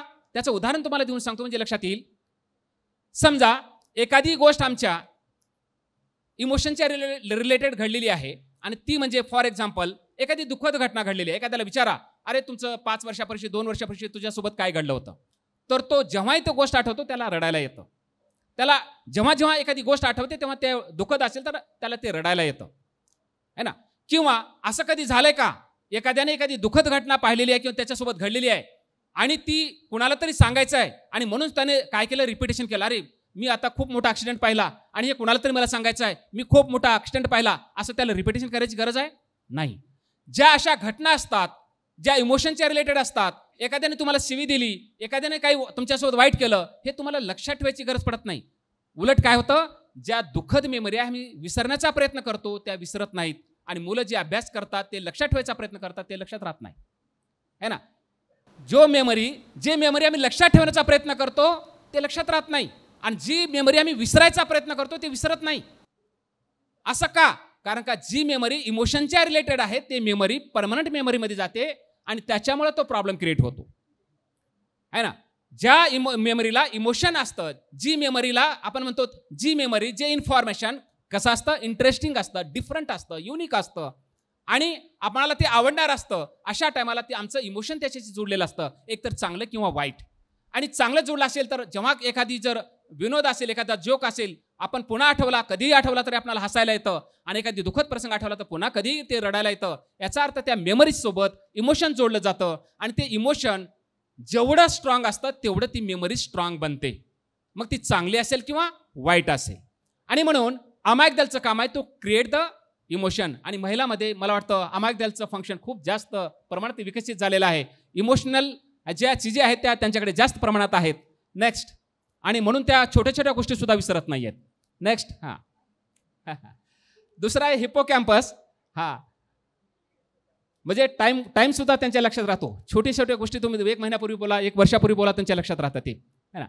तर हिप्पोकॅम्पस, आता हिप्पोकॅम्पसचं काय काम आहे? Write the memory, recall the memory. हिप्पोकॅम्पसचं काय फंक्शन आहे? To write the memory, recall the memory. आता जे काही आता तुम्ही ऐकतात, माझं भाषण ऐकतात, लोकांचं आपले जे काही वक्ते आहेत त्यांचं भाषण तुम्ही ऐकलात आणि संध्याकाळी जे तुम्हाला आठवत असेल याचा अर्थ ते रेकॉर्ड झालेलं आहे आणि तुमच्या मेमरीमध्ये स्टोअर झालेलं आहे म्हणून तुम्हाला ते आठवत आहे. आणि जे रेकॉर्डिंग करण्याचं काम हिप्पोकॅम्पस करतं आणि घरी गेल्यानंतर तुम्ही पुन्हा आठवता, याचा अर्थ रिकॉल करण्याचं म्हणजे रीडिंग करण्याचं काम सुद्धा कोण करतं? हिप्पोकॅम्पस. आता हे मी विद्यार्थ्यासाठी काम समजून सांगत आहे. त्याचं कारण असं आहे, हिप्पोकॅम्पस हा एवढा महत्त्वाचा भाग आहे की त्याचं काम रिकॉलिंग आणि रेकॉर्डिंग आहे आणि ह्याचंच काम आम्हाला आमच्या करिअरच्या रिलेटेड होतं. आता उदाहरणार्थ जर हिप्पोकॅम्पसचं फंक्शन जर खराब झालं, तुम्ही कधी मूव्हीमध्ये पाहिला असाल, पिक्चरमध्ये कधी पाहिला असाल तुम्ही, एखादा हिरो असतो किंवा हिरोईन असते, कुठेतरी जाताना ते पडतात, त्यांच्या डोक्याला मार लागतो आणि पहिलेची जे काही ते सगळं विसरतात. मै कोण असं म्हणायला लागतात ते है ना. मै कोण हो, ते दुसऱ्याला विचारतात मै कोण हो है ना, असं विचारायला लागतात. का? कारण का त्याच्याकडे मेमरी आहे पण तो रिकॉल करू शकत नाही, रीड करू शकत नाही, कारण का तो डॅमेज झालेला आहे.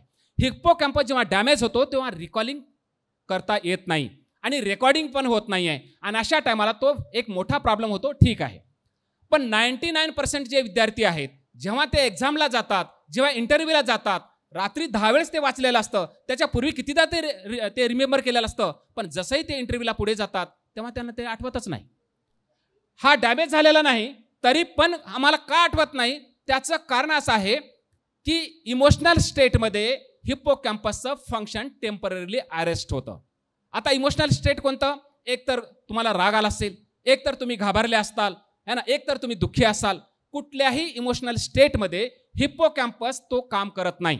आणि म्हणून तुम्ही पहा, जे रागात आलेले लोक आहेत, ज्यांना राग येतो, टीव्ही उचलतात, फेकून टाकतात है ना.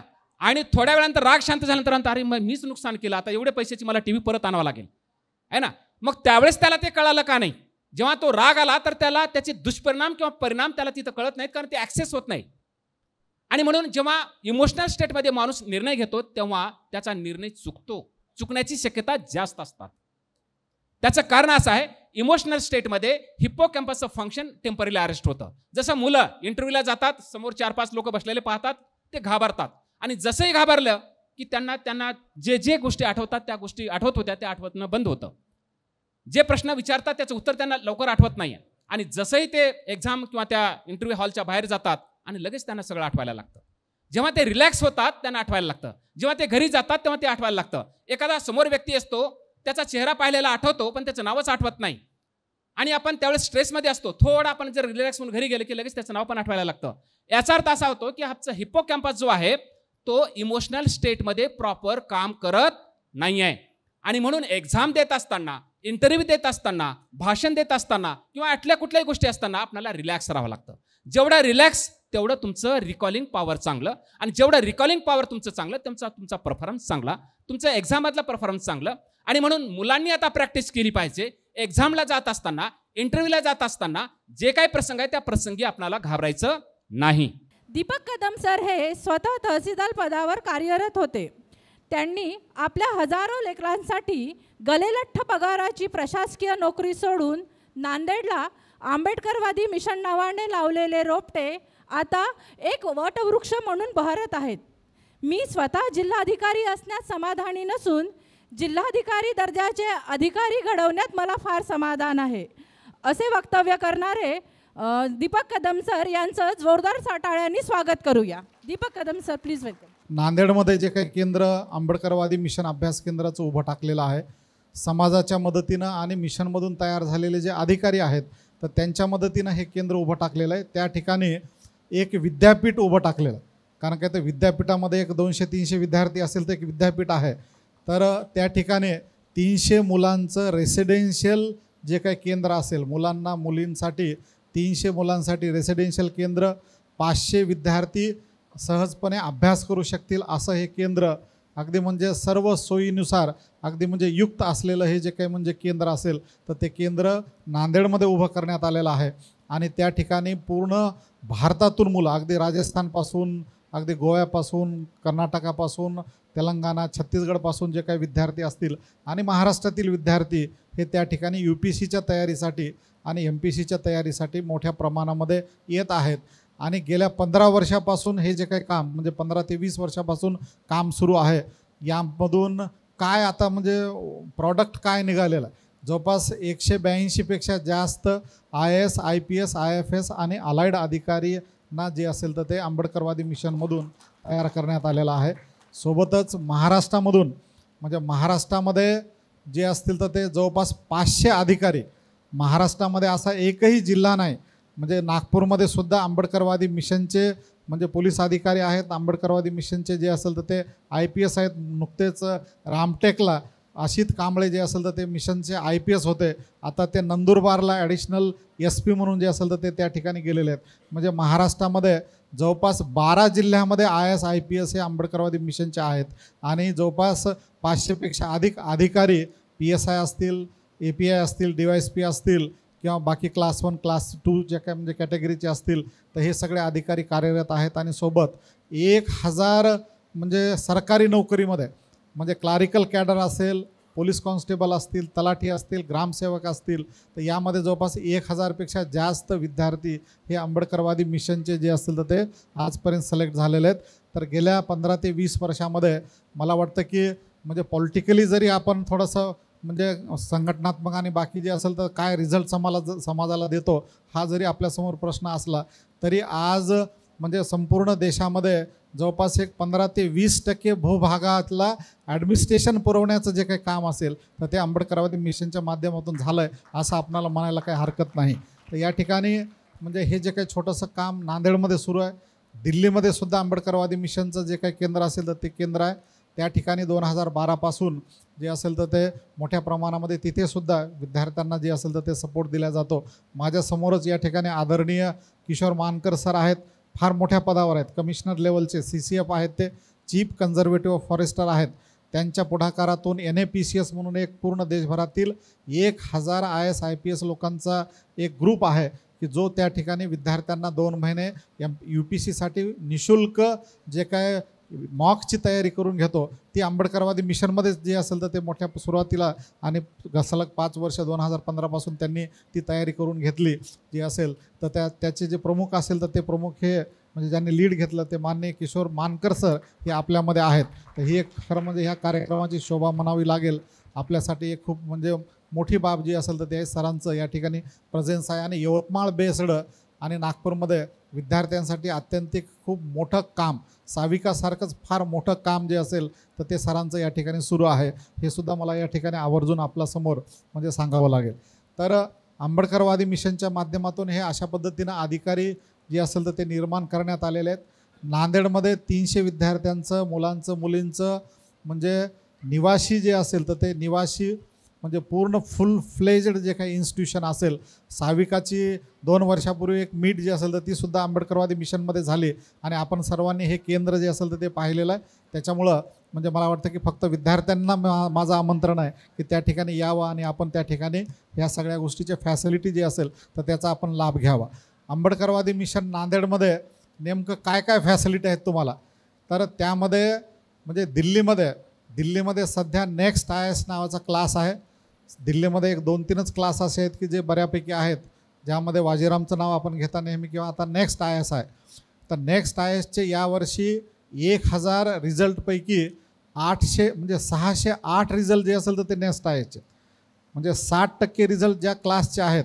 आणि त्याची साधी ऑनलाईन फीससुद्धा 2 लाख रुपये आणि दिल्लीला राहण्याचा आणि बाकीचा खर्च बाकीचा इतर म्हणजे दिल्लीमध्ये 6 लाख रुपये खर्चून नेक्स्ट IASचा क्लास करता येईल तुम्हाला. तोच क्लास म्हणजे सेम क्लास, तेच मार्गदर्शन, नेक्स्ट IASचं मार्गदर्शन आंबेडकरवादी मिशन नांदेडमध्ये 6 लाख रुपयाचा खर्चाचा क्लास हा फक्त 15,000 रुपयावर आम्ही आणून ठेवलेला.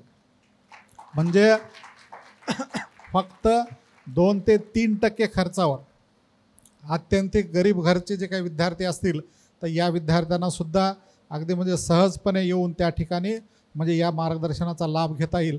आणि गरीब विद्यार्थी जे म्हणतात की बाबा आम्हाला IAS होण्याचं स्वप्न आहे, म्हणजे गरीब विद्यार्थ्यांचं IAS होण्याचं स्वप्न हे अपूर्ण राहू नये याच्यासाठी हे जे काही क्लासेस असतील म्हणजे दिल्लीला तुम्हाला जाण्याची गरज नाही. दिल्लीचा हा क्लासच आम्ही नांदेडमध्ये आणलेला आहे.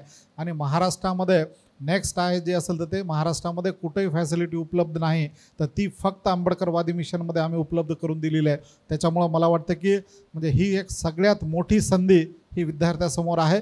नागपूरमध्ये या ठिकाणी माझ्यासमोर बसलेल्या विद्यार्थ्यांना मी या ठिकाणी आवाहन करतो की आपण म्हणजे नुकतीच 10 दिवसापूर्वी बॅच सुरू झालेली आहे, आपण नांदेडमध्ये यावं, आंबेडकरवादी मिशन जॉईन करावं आणि या ठिकाणी आपलं IAS होण्याचं जे काही स्वप्न असेल तर ते पूर्ण करण्याच्या दिशेनं जे आहे. कारण काय तर म्हणजे नुसतं ऑनलाईन मार्गदर्शन किंवा मार्केटिंग नाही तर प्रत्यक्ष कृती त्या ठिकाणी आहे. कारण काय तर प्रत्यक्ष फिजिकली इन्स्टिट्यूशन त्या ठिकाणी उभं टाकलेलं आहे. त्या ठिकाणी जे असेल तर ते प्रत्यक्ष तुम्हाला देशपातळीवरचं टॉप लेवलचं जे काही मार्गदर्शन असेल तर ते मार्गदर्शन विद्यार्थ्यांसाठी उपलब्ध आहे. तर या मार्गदर्शनाचा आपण लाभ जो असेल तो विद्यार्थ्यांनी घ्यावा अशा पद्धतीची जी काही विनंती असेल तर ती मी आपला सगळ्यांना करतो. आपणाला पॉम्प्लेट देण्यात आलेले आहेत, तर त्या पॉम्प्लेटवरच्या ऑफिसच्या नंबरवर आपण फोन केल्यानंतर आपणाला त्या ठिकाणी ॲडमिशनची सगळी प्रोसेस ही सांगितली जाईल आणि ताबडतोब आपण येऊन जॉईन करावं आणि त्या ठिकाणी ह्या सगळ्या क्लासेसचे जे काही लाभ असेल तर ते घ्यावेत. UPSCच्या सोबत MPSCचे ऑफलाईन जे काही क्लास असतील, क्लासरूम क्लासेस जवळपास 4 ते 5 तासाचा दररोजचा तिथं शेड्यूल आहे. आणि बाकी जो असेल तर तो बाकी म्हणजे सकाळी 6 पासून म्हणजे आंबेडकरवादी मिशनमध्ये सकाळी 6 वाजता या ठिकाणी नालंदा अकॅडमीचे आमचे सर आहेत, या ठिकाणी अनुप सर आहेत, तर त्यांचे प्रतिनिधी त्या ठिकाणी आले होते मिशन केंद्र कसं चालतं नेमकं हे पाहण्यासाठी. सकाळी ठीक 6 वाजता विद्यार्थी उठतात. सकाळी 6 वाजता पहिलं काम काय आहे तर पहिलं काम हे डॉक्टर बाबासाहेब आंबेडकरांना अभिवादन करणं. पहिलं काम जे आहे तर विद्यार्थी हे पहिल्यांदा सकाळी उठल्याबरोबर मैदानामध्ये एकत्रित येतात आणि त्या ठिकाणी भारतरत्न डॉक्टर बाबासाहेब आंबेडकरांना पहिल्यांदा सल्यूट करून पहिल्यांदा प्रिॲम्बल रिडिंग होतं, 10 मिनिटाचं आनापान आणि विपश्यना होते आणि त्याच्यानंतर मग क्लासेस आणि अभ्यासाला जी असेल तर ती आमची सुरुवात जी असेल तर ती होत असते. तर अगदी सकाळपासून ते रात्री 12पर्यंत 18 तासाचा जो काही शेड्यूल आहे, तर हा सगळा शेड्यूल जो आहे तो आम्ही म्हणजे त्या ठिकाणी तयार केलेला आहे आणि त्या पद्धतीनं विद्यार्थ्याकडून अभ्यास करून घेणं, क्लासेस असतील, टेस्ट असतील, बाकीच्या ह्या सगळ्या ज्या काही ॲक्टिव्हिटी असतील तर ह्या ॲक्टिव्हिटी वर्षभर चालतात. एकही दिवस मिशनला सुट्टी नाही आणि एकही दिवस जे असेल तर ते मिशनमध्ये विश्राम जो असेल तर तो नाही. अगदी 24 तास 12 महिने 365 दिवस जे असेल तर ते मिशन सतत उघडं असतं. म्हणजे जसं नालंदा विद्यापीठ आहे की तिथे म्हणजे दरवाजे जे असेल तर ते ग्रंथालयाचे आणि बाकी बंद नव्हते, तशाच पद्धतीनं मिशनमध्ये सुद्धा अभ्यासिका, ग्रंथालय, बाकी ह्या सगळ्या गोष्टी अगदी 24 तास जे असेल तर त्या उघड्या असतात. 24 तास विद्यार्थ्यांसाठी ह्या सगळ्या फॅसिलिटी त्या ठिकाणी आम्ही देण्यात आलेल्या आहेत. तर नांदेडमधलं हे जे काही केंद्र असेल तर नांदेडमधलं हे केंद्र जे विद्यार्थी अत्यंतिक गरीब आहेत, जे विद्यार्थी दिल्लीमध्ये जाऊ शकत नाहीत आणि ज्या विद्यार्थ्यांची किमान 2 वेळेस मेन्स दिलेले आहेत विद्यार्थी किंवा 1 वेळेस इंटरव्ह्यू दिलेला आहे पण त्यांचं सिलेक्शन झालं नाही, अशा विद्यार्थ्यांना दिल्लीमध्ये 1 वर्षाचं पूर्ण निशुल्क राहण्याची व्यवस्था, जेवणाची व्यवस्था, त्याचे कपडे, सूट, बूट, टाय, सगळी जे काही व्यवस्था असेल तर ती सगळी व्यवस्था जी असेल तर ती करून दिल्लीमध्ये विद्यार्थ्यांना आपण त्या ठिकाणी ठेवत असतो. यावर्षी जवळपास 12 विद्यार्थी, नांदेडमधले 2 विद्यार्थी त्यामध्ये सिलेक्ट झालेले आहेत.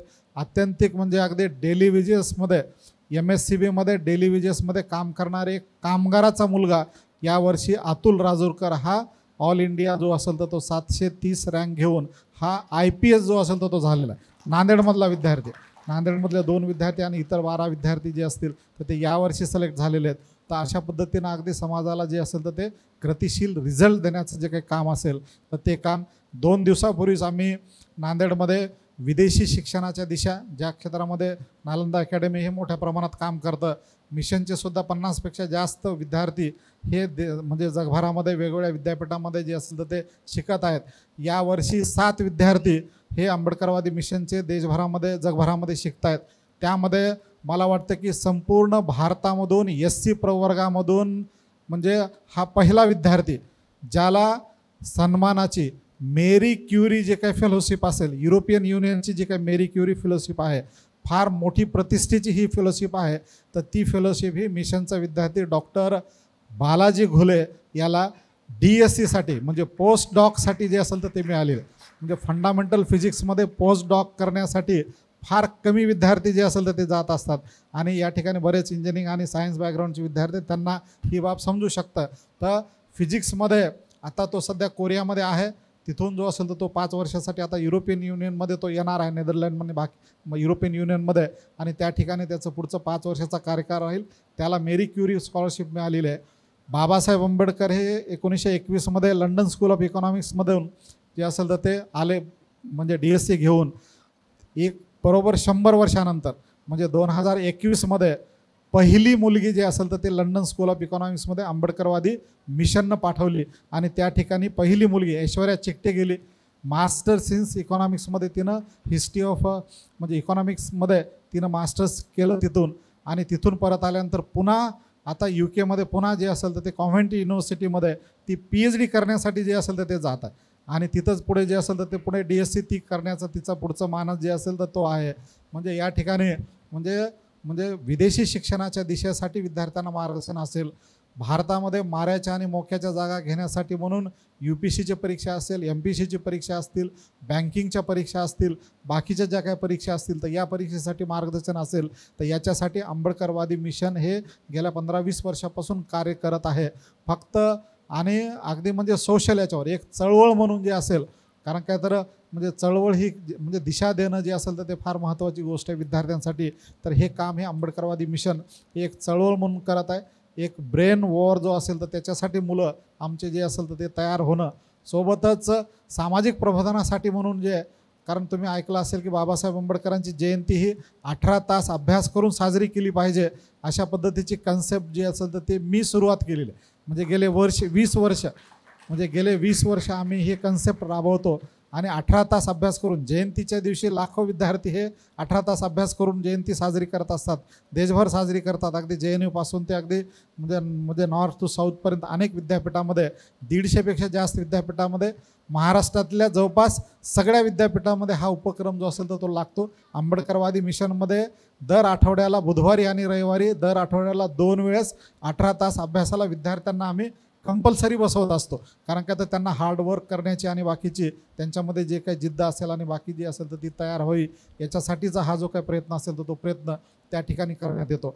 तर ही सगळी जे काही प्राथमिक जे काही माहिती असेल तर ती आंबेडकरवादी मिशन आणि बाकीच्या संदर्भामध्ये एकीकडे सामाजिक प्रबोधनाचं संदर्भातलं काम, दुसरीकडे स्पर्धा परीक्षेसाठी मुलं तयार करण्याचं काम. पण मला वाटतं की म्हणजे सगळेच विद्यार्थी काय अधिकारी होऊ शकत नाहीत. माझ्याकडे आले 300 विद्यार्थी तर सगळेचे सगळे अधिकारी होत नाहीत. पण प्रश्न असा आहे की दरवर्षी किमान 1000 विद्यार्थ्यांना जे असेल तर ते म्हणजे आयडिओलॉजिकली ग्रूमिंग करण्याचं जे काही महत्त्वाचं काम आहे. कारण मी तर म्हणतो की अधिकारी तयार होणं हे बाय प्रॉडक्ट मानतो आम्ही. कारण काय तर महत्त्वाचा उद्देश आमचा हे आहे की या ठिकाणी नवीन पिढी ही आंबेडकरवादी झाली पाहिजे, हे आमचं महत्त्वाचं टार्गेट आहे.